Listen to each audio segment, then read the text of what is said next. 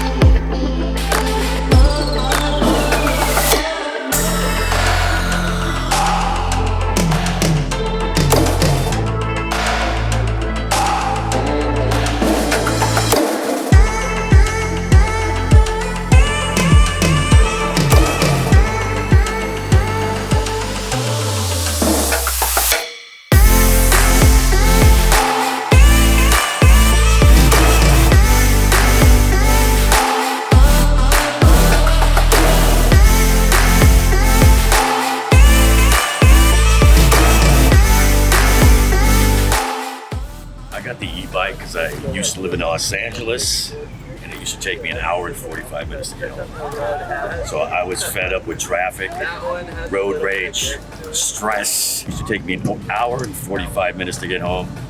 Now it only takes me 40 minutes to get home. And I'm stress-free, happy, I'm outside getting some exercise. And I can't complain. E-bike's the way to go.